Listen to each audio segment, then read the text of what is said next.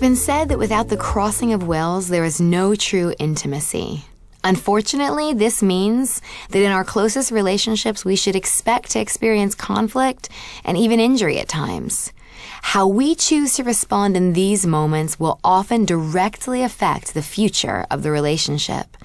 For most of us, when we've been wronged, our natural response is to either fight back or withdraw to protect ourselves from further pain and perhaps to make the other person pay for what they've done.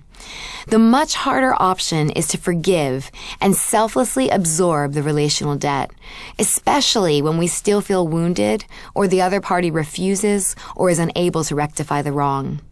Forgiveness is difficult because forgiveness is always costly. We often derive personal approval, security, and significance from our closest relationships. And when those relationships are strained, it can turn our whole worlds upside down. The pain of betrayal, disappointment, and broken confidence can linger long after an apology, tempting us to allow subtle yet dangerous ideas of superiority, entitlement, and revenge to take root in our lives. However, as the old saying goes, unforgiveness is like drinking poison and hoping someone else gets hurt. The cost of unforgiveness is simply too high. We end up harming ourselves and unleashing a cycle of brokenness that often passes on to our future relationships. There must be a better way forward. Surely, most of us have been on the guilty side of this cycle at some point. When the tables are turned, don't we long for reconciliation?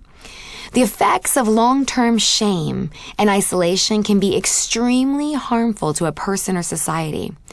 Christians believe that Jesus came to put an end once and for all to the pain and shame of broken relationship. When Jesus walked the earth, he came to make a way for every person to enter into personal relationship with God himself.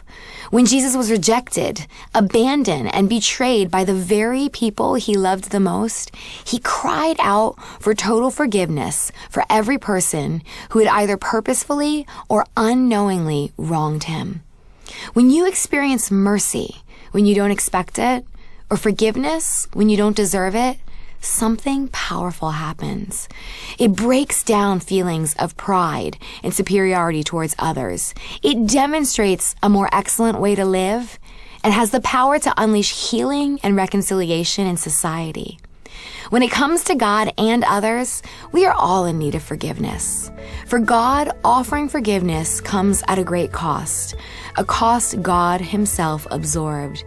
When we humbly recognize this truth and receive God's love, we will finally be free to truly love and forgive others.